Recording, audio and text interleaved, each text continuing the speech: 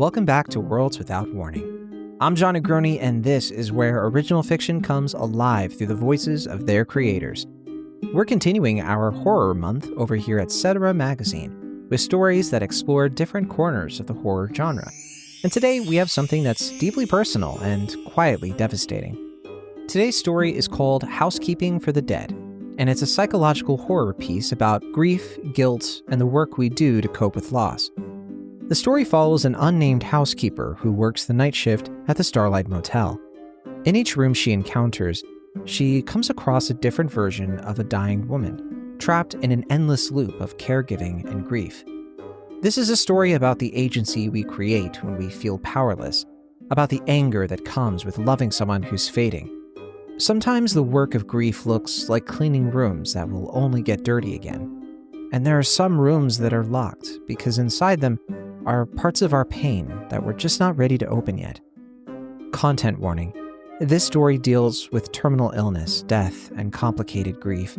It is honest about the guilt and anger that can come with watching someone you love die slowly, and it doesn't offer easy comfort or resolution. So, if you're dealing with a situation like this in your own life, you may want to skip this week's story.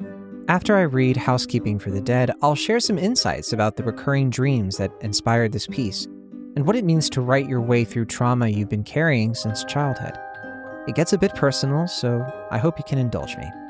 As always, you can find the written version of this story along with many others over at cetramagazine.com. And with that, here is Housekeeping for the Dead. Housekeeping for the Dead. Written by Jon Negroni. Edited by Natalia Emmons. Narrated by Jon Negroni. Content warning. This story deals with terminal illness, death, and complicated grief. It is honest about the guilt and anger that can come with watching someone you love die slowly, and it doesn't offer easy comfort or resolution. So, if you're dealing with a situation like this in your own life, you may want to skip this week's story. The Starlight Motel has 12 rooms, but I only clean 7. The other 5 stay locked. Nobody ever asks why. I start at 11. The rain steams against the hot asphalt and the vending machine won't stop humming no matter how many times I kick it. My cart has wheels that don't turn right. I've learned to push it sideways. Room 3 first. Always room 3. The key sticks, so my wrist torques wrong and I feel it in my elbow. Inside smells like a perfume I can't remember the name of. White shoulder? I just know it comes in a frosted bottle shaped like a woman with no head. I also remember my mother wore it to my 8th grade graduation, and the smell made me sneeze through the whole ceremony. I remember that, but I don't remember the name of the perfume. Inside room 3, the woman in the bed is asleep, or pretending. Thin hair spread on the pillow, rusty at the roots. One arm outside the covers, bruised green-yellow at the crook, IV marks. Her chest rises slow. I start with the bathroom. Someone threw up in the sink. Not much, just a little pink splash, toothpaste bright. I wipe it with the blue towel that says Starlight in thread, so it's pretty old. So old it's gone gray. When I come out, she's sitting up, looking at me. She has my mother's mole next to her left eye. She has my mother's mouth, the way the bottom lip is fuller than the top. She has my mother's hands, knuckles big from arthritis she never got treated because doctors cost money. You don't have to, she says. Her voice is smoke and gravel. The room's fine. I say nothing and strip the bed while she sits in a chair by the window. The sheets are damp. They have that sour, sweet smell that gets into everything. I fold them into the cart, not looking at the rust-colored bloom on the pillowcase. I had a daughter, she says. I put on the new sheets, hospital corners, pull them tight. She used to clean my apartment when I got too tired. I tell her not to bother, but she'd do it anyway. Vacuum, dishes. She'd get mad at me for leaving soup cans on the counter. My mother left soup cans everywhere. Campbell's chicken noodle. She'd eat it cold from the can standing at the counter and leave the empty next to the sink where it would leak orange brine onto the formica. She sounds nice, I say, my voice hoarse. She stopped visiting. I tuck the blanket in. Maybe she got busy. Oh, well, maybe I got mean. The woman coughs wet and thick. People get mean when they're dying. Did you know that? I knew that. She's quiet while I finish. When I look up, she's not breathing anymore. Just stopped. Between one moment and the next, like a light switching off. Her head tilted toward the window. The parking lot lights make her face orange. I remake the bed with her in it. Tuck the blanket up to her chin. She fades before I finish, going gray and then transparent and then just gone. But I pull the blanket smooth anyway. The perfume smell stays. Room 4 has a low hum, or maybe it's just in my ears. The woman's in the chair with an oxygen tank, the tubes in her nose, watching a rerun of some game show with the sound off. Her hair is long, pulled back in a scrunchie. Pink velour scrunchie. My mother had one exactly like that. She wore it until the elastic died and it became just a tube of fabric. Oh, she says when she sees me. I thought checkout was 11. It is. Then why are you cleaning? I don't know how to answer that. I start with the trash can. It's empty except for a tissue with lipstick on it, orange pink, the color my mother wore to make herself feel like she tried. Need anything? I ask. She looks at me for a long time. The oxygen machine clicks and hisses. On TV, someone wins a car, and their mouth opens in a silent scream. I need a cigarette, she says. But I've got this thing. She taps the tube. Can't smoke within 50 feet of oxygen tanks. Did you know that? You'll blow yourself up. I didn't know that. Well, now you do. She shifts in the chair. There's a lighter in my purse. A red Bic. You could smoke for me. Stand where I can see you through the window. I could watch. The purse is on the floor by the bed. Inside, a wallet with a 20, a lipstick worn to a nub, 2 pennies, a CVS receipt from 2019, and a red lighter. I go outside. The rain has stopped, but everything is still wet. The parking lot reflects the neon sign, pink and blue. The words vacancy and no blurred together. I light a cigarette I don't have, mime inhaling, blow pretend smoke into the night. Through the window, I can see her watching. She's smiling, I think. When I go back in, she's dead. Slumped in the chair, tubes still in her nose, oxygen machine still clicking away like it doesn't know there's no point anymore. I reach over and switch it off. The silence is sudden and huge. I should call someone, the manager, an ambulance, someone whose job is dealing with bodies. Instead, I finish cleaning. Wipe the nightstand. Straighten the magazines. Fold the towels she never used. She doesn't fade like the first one. She stays solid, slumped and still. And I leave her there when I go. Room 5, the door is already open. She's on the floor between the bed and the bathroom. One side of her face slack, mouth pulled down like melted wax. She's trying to say something, but the sounds don't match up with her lips. Her hand scrabbles at the carpet. I kneel down. What do you need? Her good eye focuses on me. The bad one wanders. She makes a sound like "buh" or "nuh," or maybe just air escaping. Phone? You want the phone? She shakes her head, or tries to. The motion is small and wrong. Water? No. Should I call someone? Her hand grabs my wrist. Her grip is weak but desperate, fingers digging into the bone. She pulls me close. Her breath smells sour and sweet. Duh, she says. Duh, duh, duh, duh.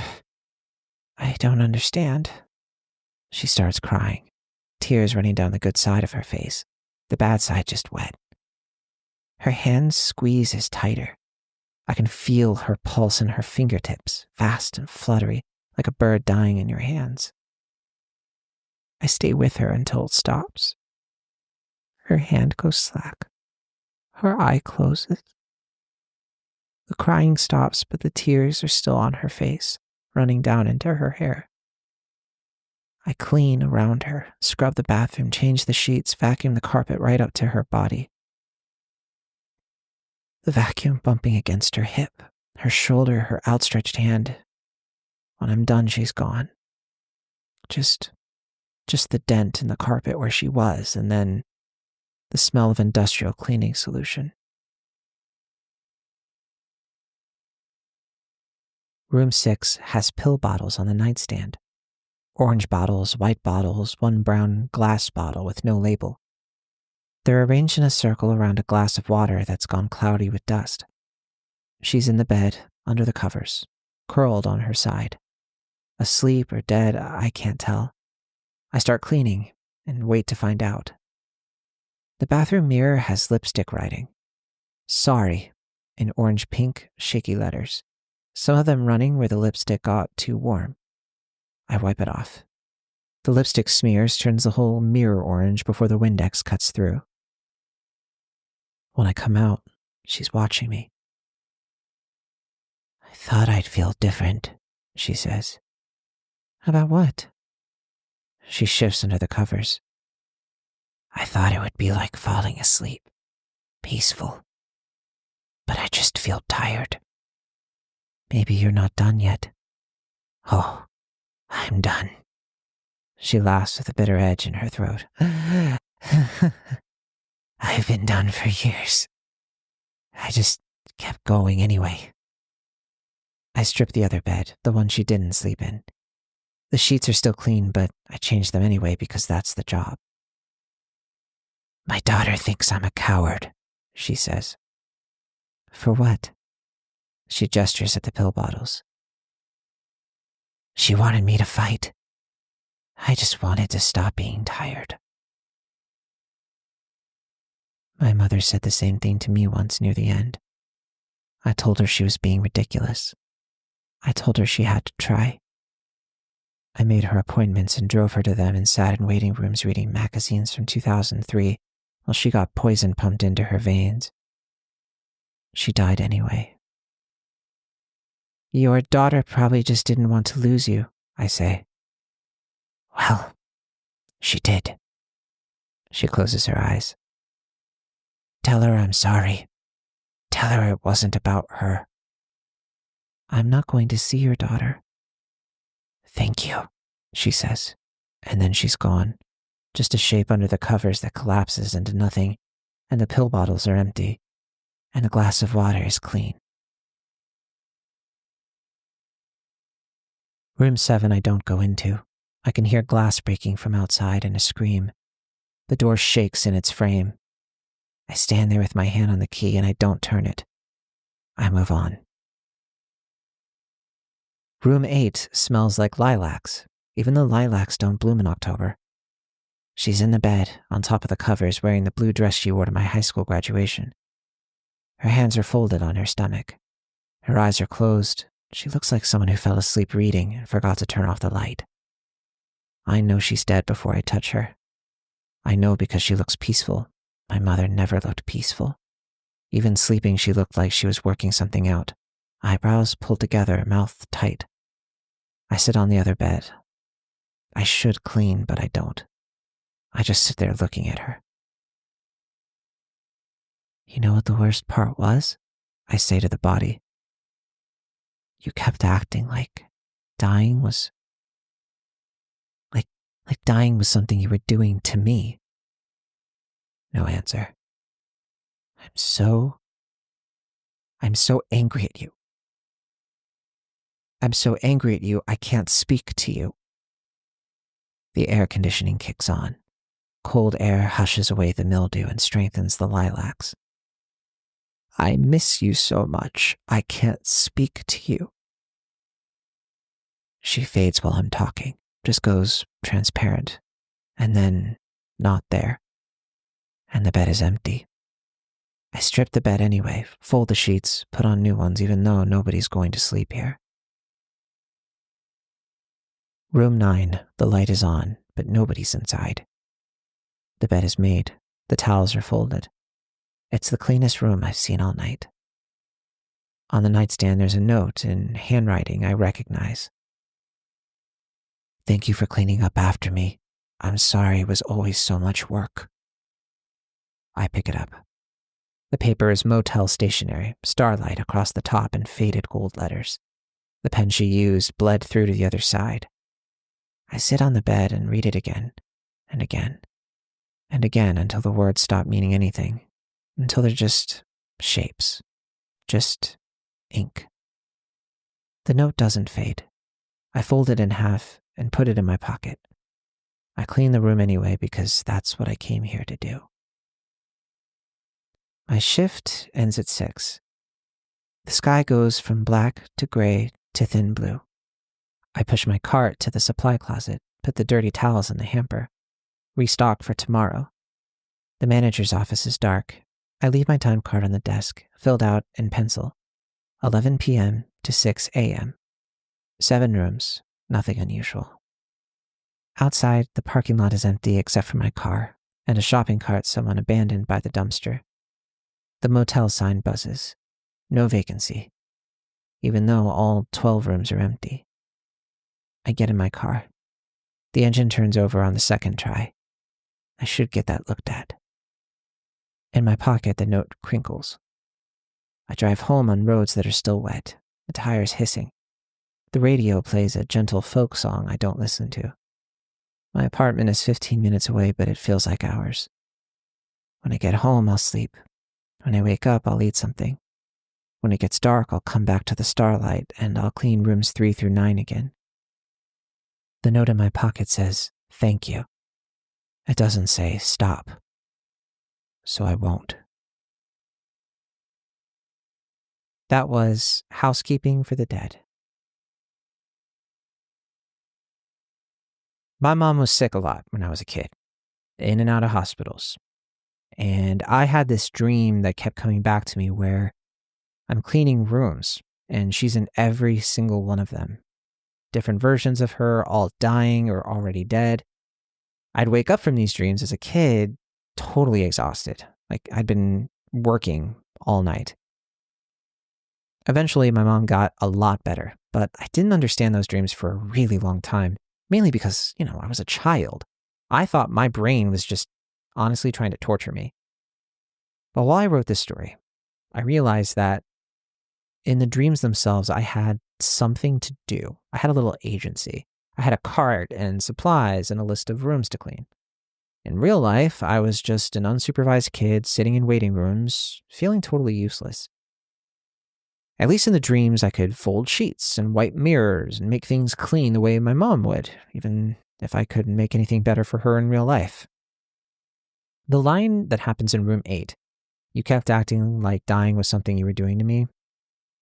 That one was especially hard to write because I really felt that way sometimes, and I still feel guilty about it. She was the one who was sick. I was mad at her for it. How messed up is that? But I think maybe that's just what happens when you watch someone fade slowly. You love them and you're losing them, and somehow that turns into anger, and then you feel like a monster for being angry. I should say I don't even know what the 5 locked rooms are. Parts of this I'm still not ready to deal with, maybe. The story doesn't want me to open them yet, so they stay locked. And overall, the story came out of something really dark that I've been carrying around since I was maybe 10 years old. I needed to write it. I needed to clean those rooms, at least on paper. It doesn't fix anything, but it helps a little.